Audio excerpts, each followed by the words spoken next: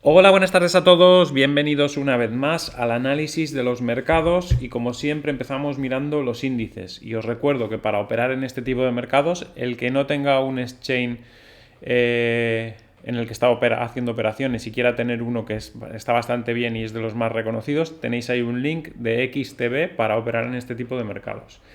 Bien, vamos con el DAX alemán, lo primero, a la derecha. Como veis, subida muy fuerte, envuelve las dos velas anteriores, la del viernes de la semana pasada y la de ayer, que fue negativa.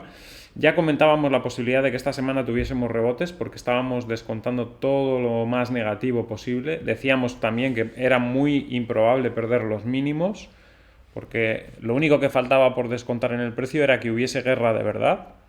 Todo lo demás, el ambiente estaba hasta... Si tuviésemos un ranking, por ejemplo, de el 1 hasta el 10 de peligro de guerra, nosotros estábamos ya en el 9, solo quedaba la guerra. Entonces hasta el 9 estaba descontado en el precio. ¿Qué quiere decir? Que si del 9 pasas al 5, las bolsas suben un montón. Y es lo que está pasando. Hemos visto cómo las tropas de Rusia parece que se van a ir retirando de hacer las maniobras por esa zona en la que estaban cerca de Ucrania y se relaja la tensión y entonces pasas de un nivel 9 de tensión, que solo le faltaba al 10 para descontar la guerra, a un nivel 5 de tensión y eso hace que los precios suban porque los precios estaban descontando casi la guerra, ¿no? Y lo estábamos comentando esta semana, que no es una situación o sea, no era fácil que hubiese una guerra. O sea, tampoco son tan tontos de meterse en un conflicto del que no va a salir nadie beneficiado. Era un juego de estrategia en el que han tensado, evidentemente, hasta el último momento la cuerda, pero la cuerda no se ha llegado a romper. Bien, en los índices estadounidenses todavía estamos mejor incluso que en el DAX, porque el DAX ayer tocó los mínimos anteriores y los índices americanos no. De hecho, el SP500 rebotó en un soporte que tenemos dibujado ahí en los 4.351, como veis aquí en el gráfico.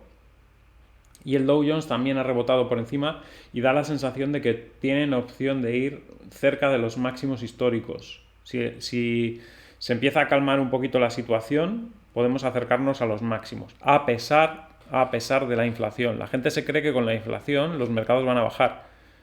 La inflación lo que hace es que suban los precios. La inflación es eso, subida de precios.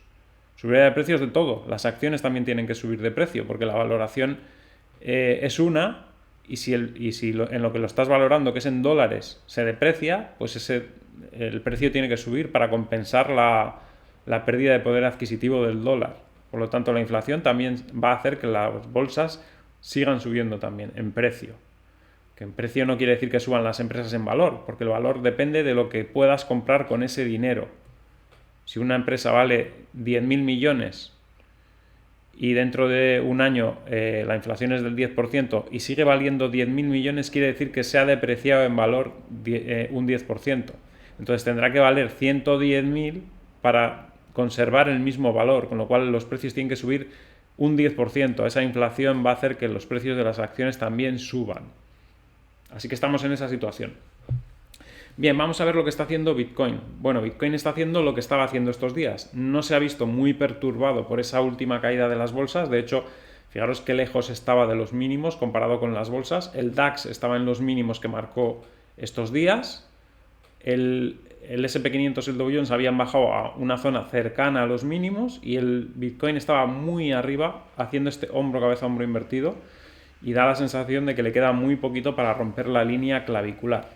Seguramente tendremos algún movimiento, algún coletazo de las bolsas también, posiblemente, y lleve un poquito a frenarse este avance que están teniendo hoy tan fuerte, tanto las bolsas como Bitcoin. Pero todavía tenemos tiempo para hacer ese segundo hombro, no tiene por qué hacerlo mañana mismo, podría hacerlo, podría saltar mañana mismo si el mercado está muy fuerte, si las bolsas siguen subiendo, pero no tiene por qué hacerlo mañana, puede tardar ahí 3-4 días en esa zona de los 44.000 antes de romper con claridad. La ruptura, vamos a ver si es de las fuertes o es un poco más liviana. Si es de las fuertes, ojo que no haga una vela similar a la del día 4 de febrero, pero si es de las flojas, pues entonces tendremos una ruptura muy suave con retrocesos a la zona de 43.000 y con varios intentos de superar esa línea clavicular hasta que por fin lo consiga. Y una vez que lo consiga, entonces nos encaminaremos a los 50.768. ¿vale? El sentimiento de mercado puede cambiar muy rápidamente, podemos pasar muy rápido de una situación de miedo y pánico a una situación de euforia, porque cuando la gente empiece a ver que lo de la guerra pues no era más que pues eso, una partida de ajedrez, un órdago, para el que sepa jugar a mus, era un órdago que estaba metiendo Rusia y sobre todo por un tema económico, no era, yo creo que no era más que eso, un tema económico.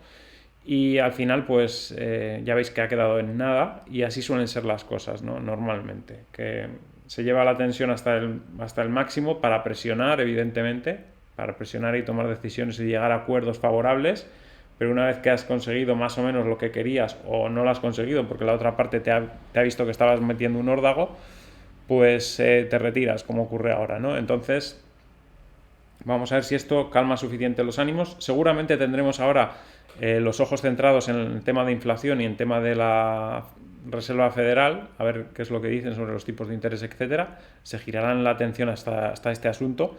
Este asunto también meterán miedo con él algún día. Seguro que vamos a tener algún día malo por culpa del asunto de la... Perdón, ha habido corrientes, ha cerrado una puerta.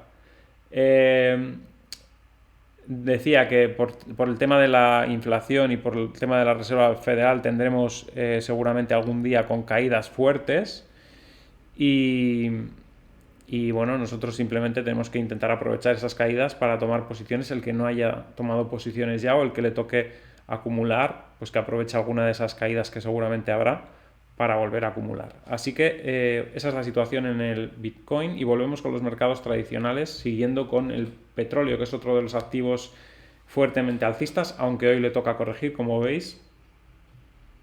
No me extraña porque al terminarse un poquito la tensión en esa zona, que era lo que estaba aumentando el precio de las materias primas bastante, pues corrige, se va hacia la línea de tendencia e incluso podría romperla y tener una corrección hacia la zona de los 85, 83.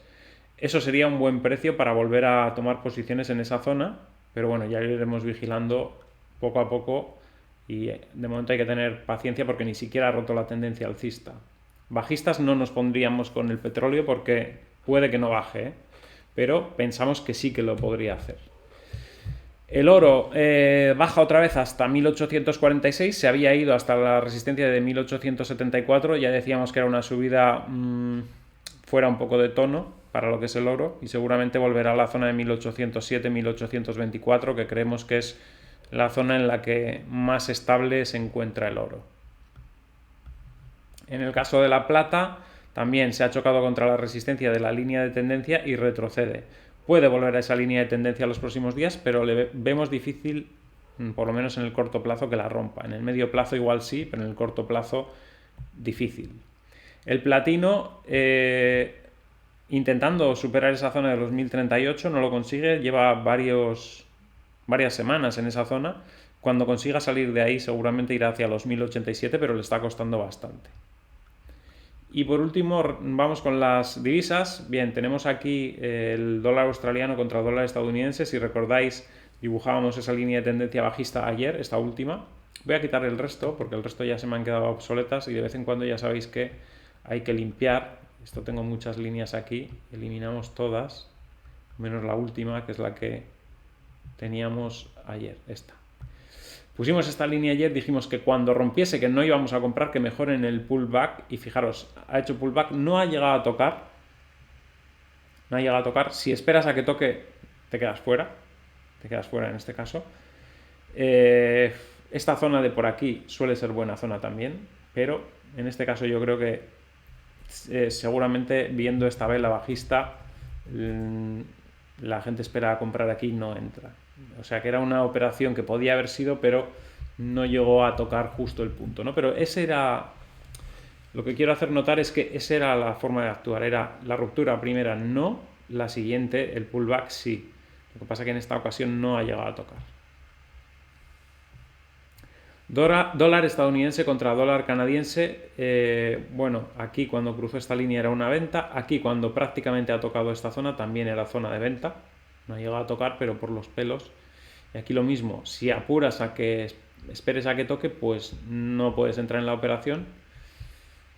O sea que tienes que tomar la decisión de venderte antes si quieres estar, si no, pues nada, esta operación hubiera sido otra operación que no hubiésemos podido entrar si apuramos mucho. Euro contra la libra, recordáis que dibujábamos ayer también esta línea y decíamos lo mismo, cuando rompa que es probable que haga un pullback, en este caso no ha llegado tampoco a tocar por los pelos. Es lo que os digo, muchas veces si estáis esperando el pullback os quedáis fuera de la operación, pero también es más riesgo entrar justo en la primera ruptura porque puede que no se vaya para arriba y vaya a hacer el pullback y caiga más abajo del mínimo anterior. Así que cada uno tiene que decidir cuál es su estrategia favorita, si prefiere arriesgar más entrando en la primera ruptura o prefiere arriesgar menos entrando en el pullback. Los que entran en el pullback van a tener mucho más porcentaje de operaciones ganadoras. Imaginaros, alguien que espera a que rompa la resistencia, cae y compra en el pullback, posiblemente en el 80% de las ocasiones la operación salga bien. Alguien que compra en el primer movimiento de ruptura, puede que solamente el 60 o 65% de las operaciones salgan bien. Al final, de todas formas, el que opera cuando rompe la primera vez hace más operaciones, es decir, aunque aciertas menos operaciones haces más, con lo cual al final el rendimiento yo creo que es parecido. Lo que pasa que psicológicamente es más complicado porque tienes más operaciones en pérdidas, y sin embargo la otra manera es psicológicamente mucho más fácil, pero haces muchas menos operaciones porque no se produce siempre ese pullback o no te da la opción siempre justo en la línea, se queda un poco antes y tienes que tomar decisiones antes de tocar la línea, ¿no? Por ejemplo, aquí cuando cae a esta zona que es soporte, tienes que tomar la decisión de entrar antes de que caiga ahí, y bueno, es más complicado, ¿no? Cada uno tiene que decidir qué es lo que utiliza, qué es lo que hace. Aquí lo mismo, fijaros, se produce la ruptura del euro dólar y en este caso sale para arriba también sin hacer ningún pullback. Si estamos esperando el pullback no hacemos ninguna operación, si no esperamos el pullback pues prácticamente entramos en todas, ¿no? Lo que pasa es que hay más probabilidad de que salga alguna peor. Pero bueno, también buen comportamiento del euro contra el dólar. Y por último la libra, en este caso sí que dio la opción. Fijaros, ha caído aquí a esta zona y ha rebotado con mucha fuerza, la ha dado la opción hace poco. Aquí también rompió y ha dado un buen movimiento alcista. Y en principio, pues esta línea que es soporte es la más clara para hacer las operaciones, ¿no? Y acaba de dar la operación hace un momentito. Y la libra contra el yen, pues hasta que no rebote hasta esta línea de tendencia que es resistencia, no haremos nada.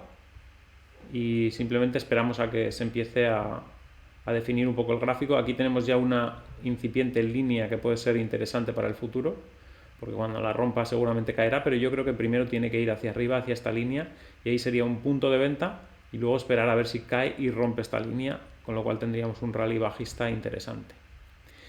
Y nada más, eso es todo por ahora. Espero que os haya gustado el análisis. Al que le haya gustado, que dé un like, compartid en redes sociales para que el canal pueda seguir creciendo. Si no estáis suscritos, suscribiros y dadle a la campanita con todo para que os avise cada vez que hay un vídeo nuevo, y nos vemos en el siguiente vídeo. Hasta luego.